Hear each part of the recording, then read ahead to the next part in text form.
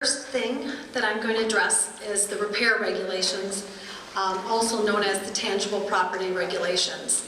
And anybody who's a Richardson Tax and Accounting client has seen information come from our office regarding this in the past. So what is this? In general, these are regulations that the IRS has finalized after about 10 years of there being proposed regulations. They finalize them, and what it deals with is the process of determining whether something can be expensed when it's purchased or whether you have to capitalize it and depreciate it over time. So it applies to materials and supplies, repairs and maintenance, and then also capital improvements to buildings. It applies to all taxpayers who acquire, produce, or improve tangible property. And basically tangible property is anything you purchase. It went into effect on January 1st of 2014, so this is the second year that these final regulations have been in effect. And the idea behind the IRS finalizing these was to provide clarity for making those decisions. Prior to this, it was all based on facts and circumstances, so you kind of had to analyze everything to make sure that you were complying with the IRS regulations. So within these regulations, the IRS has clarified some things. They provided definitions for some other things. And the first thing is they've changed the definition of materials and supplies. And the definition of materials and supplies is a unit of property costing $200 or less, or a unit of property with a useful life of 12 months or less, or things such as fuels, lubricants, water, similar items that you can consume in 12 months or less. So basically, the idea is if something meets one of these, doesn't have to meet all, it's in one of them, at least one of them, that you can expense it when in the year that you purchase it. If it doesn't meet that definition, then you would have to capitalize it and depreciate over the life or amortize it over the life. The second thing is repairs and maintenance, and this hasn't changed a lot. It was always, we used a facts and circumstances test on this, and in the past, under the proposed regulations and now under the final regulations, a currently deductible expense is one that is incurred to keep property in an ordinary operating condition over its useful life. And by useful life, we use its depreciable life. So if it's a 10-year asset, it would be something you'd expect to do at least once over those 10 years. Capital expenditures under the proposed or prior regulations were expenditures for replacements, alterations, improvements, or additions that prolonged the life of property, materially increased its value, or adapted it to a different use. The IRS has a little bit different definition under the final regulations for capital improvements, and it's defined as expenditures that result in a betterment, adapts property to a new or different use, or restores it to a working order after the end of its depreciable life. And they've defined these terms such as betterment, and I've provided a handout that looks like this. It's frequently asked questions. This is put out by the IRS. And on page 4 of this handout, it defines exactly what the IRS considers a betterment.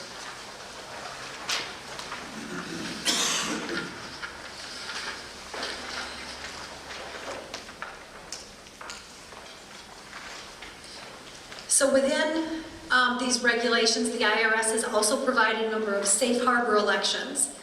These are annual elections that the taxpayer can choose to use, and if you choose to use the safe harbor elections, you don't have to go through the facts and circumstances. So one of the safe harbors is called the de minimis safe harbor. And under the de minimis safe harbor, if you elect that, basically there's two separate rules. if you have an applicable financial statement, which means an audited financial statement, which most of our clients don't, you can elect to deduct anything that's $5,000 or less. Now, for most of our clients, if not all of our clients that don't have those types of financial statements, the threshold is $500. So if you elect the de minimis safe harbor, you can expense anything that's under $500. That you would normally consider materials, supplies, or items that you're purchasing for repairs or to maintain tangible property. A couple things about this. The idea for these safe harbors was to make it easier for taxpayers, and it also provides audit protection. So if you're audited and you've elected the safe harbor, the IRS isn't going to question you because you didn't use that facts and circumstances test. That's helpful. One glitch or one thing that you have to keep in mind is if you elect this, it must be used for all items that qualify. So you'd have to expense everything that falls into those groups that is $500 or less, and sometimes people don't need all those expenses, so it may make sense to elect it one year and not the next, but it is an annual election. The next three safe harbors that are listed here, I'm not going to go into great detail. If you look at the facts or the frequently asked questions handout from the IRS, they outline those in a lot more detail in that document. But there is a routine maintenance safe harbor that includes routine maintenance to buildings. There's a small taxpayer safe harbor that allows taxpayers to deduct building improvement costs along with some things that would be considered repairs and maintenance. And there's also an election to capitalize repairs and maintenance. So if something falls into repairs and maintenance, the IRS actually requires you to expense that unless you elect to capitalize those things. So if you want to take a look at that. And then the next two items on here are, I have also included just kind of a summary sheet about the tangible property regulations, and then of course that IRS handout that I just talked about. The next topic I'm going to talk about is something that has come up a couple times during this year, and it's company-owned life insurance. We have some corporations that have life insurance. The company, kind of the idea behind it is the company owns the life insurance on one of their directors, officers, employees, sometimes referred to as key man life insurance. So the company owns the policy, they insure somebody, like I said, an officer, director, employee, and then the company is actually the beneficiary. So if that person dies, the company gets the money. There's IRS rules that apply to this. Generally, life insurance is not taxable when it's paid out. Company-owned life insurance has two requirements in order for that to still apply, for that not to be taxable to that company when they collect on those life insurance proceeds. And this applies to contracts that were issued after August 17th of 2006, or contracts that were materially changed, so contracts prior to that date, but that were materially changed on or after that date. And one example of a material change would be the benefit. So if the death benefit changed, if it was $300,000 and it changed to $400,000 or $500,000, it's probably going to be seen by the IRS as a material change, and then you'd have to comply with the requirements. So what are the requirements? So the IRS requires that the employee or director, officer, whose life is being insured is notified in writing and signs a consent saying they've been informed that the company is taking out life insurance on their life, and that the policy owner is the company, and they're also the beneficiary of that policy, and the proceeds will be payable to the company if that employee dies. Most insurance companies, obviously all insurance companies I think that I deal with are aware of this, and they provide that notice and the document for the consent of the employee.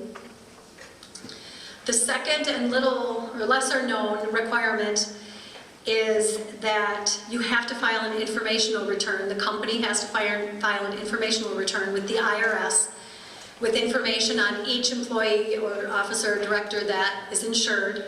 And there's a IRS form, it's form number 8925. This has to be filed the first tax year that the policy is issued and every tax year that the policy is in effect thereafter. If these two things are not done, then those life insurance proceeds are taxable to the company if and when, obviously, that employee dies. And that's not a good result for, especially for a corporation, being in the high tax bracket. More than a third of that, those proceeds would be taxable, or taxed.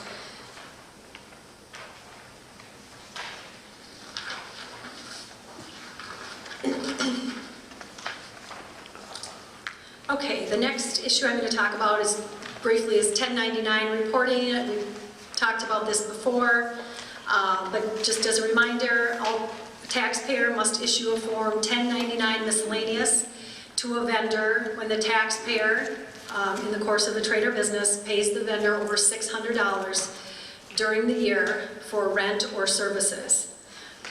This applies to related parties or family members. Sometimes we get questions, parents own land and they rent it to kids' business.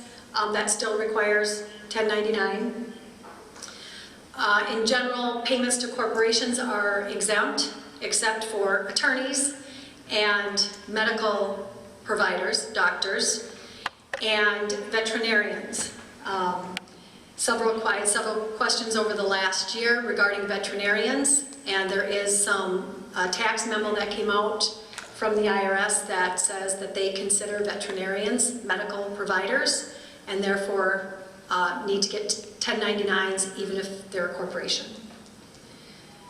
The IRS has recently increased penalties for not providing informational returns, including 1099s.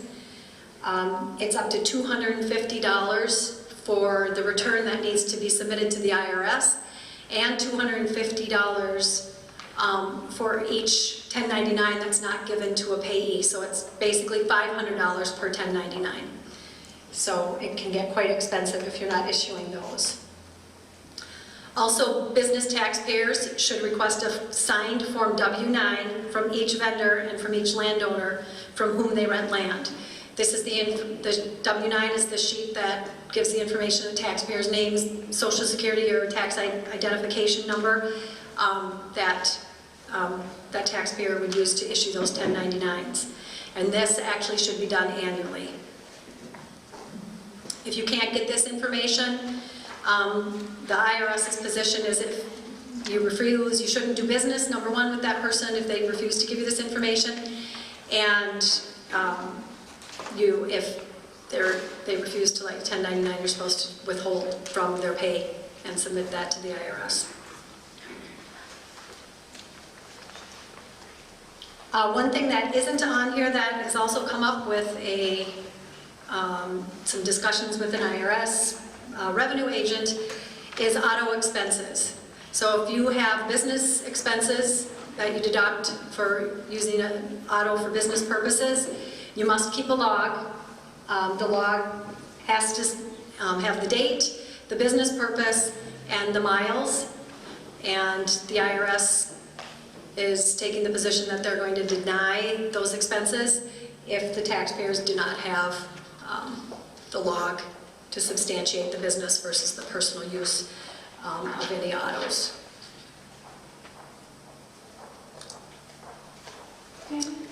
Yes? Does it apply if it's a business-owned vehicle? Like if the corporation has the farm pickup, do you still have to do the log?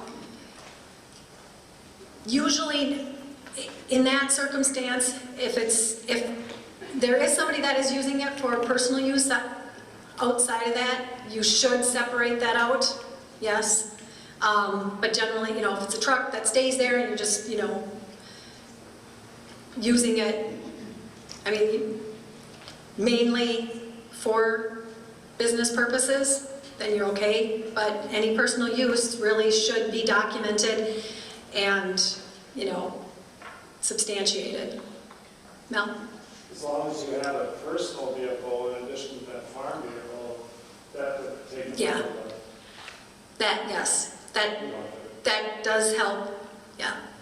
If you only have a farm vehicle, then you better keep That's a on. problem, exactly, exactly. What was the initial question, Ken? What was the question from over there? Oh, the question was, you know, if it's a corporate-owned vehicle or the entity owns the vehicle, do you still have to keep track of it? And I said, if somebody does use it for personal use, yes. You know, you should be keeping track of that. All right, let's move on to current tax laws. I'm not going to read through each one of these. You can take a look at these. I'm just going to highlight a few things. Tax brackets. People always ask, you know, what are the thresholds for the 15% tax bracket? Usually related to capital gains tax, because if you're in the 10 or 15% tax brackets, there's no capital gains tax. So for single filers, you can have up to $37,500 of taxable income.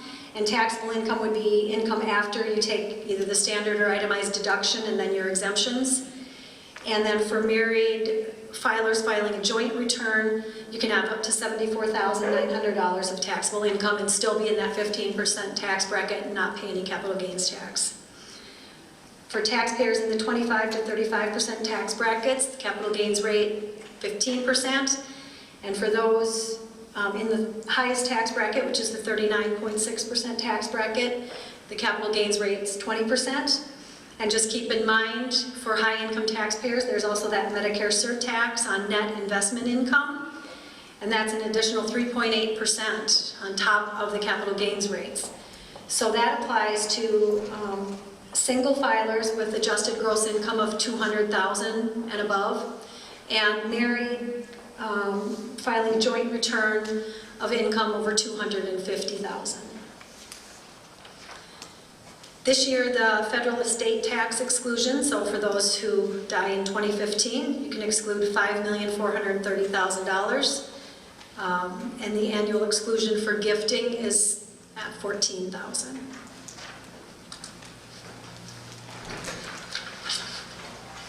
Federal depreciation, so the Section 179 expense went back to $25,000 as of the first of the year. Late in the year last year, Congress enacted legislation that moved that back up, but it went down as of the first of the year. From what I'm hearing, we expect there to be some action to change that, but as of right now, it's limited to $25,000, and that deduction is reduced for purchases over $200,000. So every dollar you go over $200,000, the $25,000 goes down a dollar. 179 applies to new and used assets, machinery, equipment, single-purpose ag buildings, but not available for general-purpose buildings such as machine shops or sheds. And as of right now, there's also no bonus depreciation.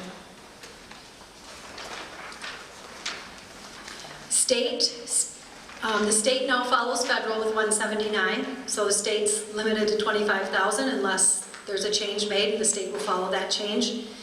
The state also follows the reduction for purchases that exceed $200,000. The state does not follow and will not follow federal. If federal enacts a bonus depreciation, the state does not follow that as of right now. Anyway. The manufacturing and agricultural credit still in play. The credit this year is 5.025%, which is up from 3.75 last year. If you have my materials from last year, it says in my materials that the credit was supposed to be 5.526 this year, but the state, for some reason, changed that, and it's less than it was supposed to be at 5.025. This credit's non-refundable, so meaning it'll offset tax, but you don't get the money back if you don't have any tax liability. It applies only to farm income, and the credit that we compute for the year is income. Even if you don't offset any tax with that, it's income the next year, and we carry that forward for 15 years, so we can use those credits that are calculated but not used for 15 years.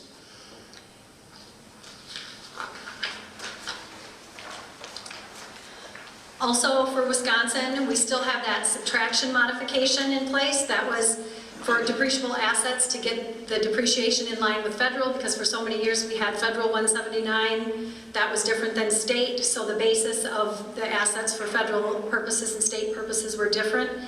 So at the end of 2013, we calculated that difference in basis, and on the 14 return, we actually took 20% of that as a subtraction to Wisconsin income.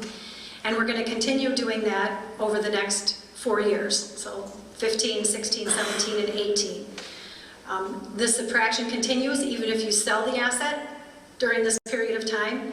And what happens then is the gain or loss on that asset just is the same as it would be for federal. So that is helpful to a lot of our tax clients, that subtraction.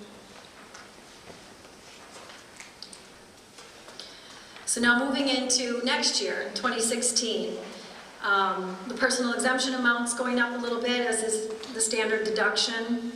The federal estate tax exclusion is going up to $5,450,000, but the annual exclusion for gifts is going to remain at $14,000.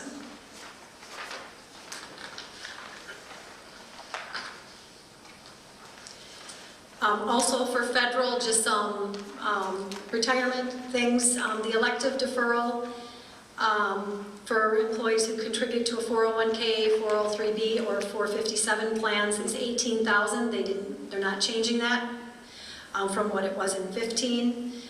The catch-up contribution limit is $6,000. That remains unchanged also from what it is this year.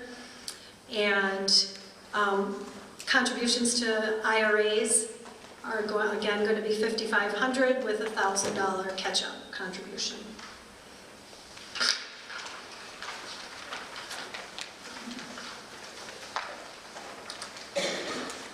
Just real quick, a couple tax planning things, nothing new, but if you're looking to do some tax planning by the end of the year for businesses, prepay expenses, you can defer payments, but under both of these options, make sure that you're following the rules.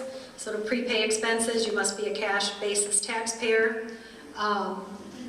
Prepayment can't be for a deposit, it has to be for an actual purchase, and you have to have a business purpose, not your tax avoidance purpose, which, locking in costs now is a business purpose that would pass muster with the IRS, I think, so that usually isn't a problem. Deferred contracts have to be entered into before you deliver, and if you just want to take a look at that, if you have questions on either of those or other tax planning options, you can give me a call, we can set an appointment, or we can talk over the phone. And finally, another thing that isn't in the outline, but that's come up recently, is tax scams. Shortly after tax season, and there's a resurgence now, we've had a number of clients call us, getting phone calls from somebody saying they're from the IRS, and that they're going to file a lawsuit if you don't send some money. These scams are all over the place. In fact, right after tax season, both of my daughters got calls, they're teenagers, on their cell phones telling them that they were going to be sued by the IRS. And in one instance, I actually called the number back, and I did speak with somebody, asked several questions, and then he was obviously on to me and hung up very quickly after. The number that came through was Kent, Washington, and I said, "You're calling from Kent, Washington?" He said, "Yeah, Washington, D.C." And I said, "Washington State and Washington, D.C. are not the same thing, same location." And so I asked him a couple follow-up questions, he was on to me and hung up. But I know our clients get very nervous when they get these calls. The IRS will not call you and threaten to sue you, threaten litigation. They will usually send you a notice first, and if you're one of our tax clients and get one of these notices, just send it over to me, and I will look into it and take care of anything for you. But just be mindful that there are all kinds of scams out there, and just give us a call if you have any questions. All right, thank you.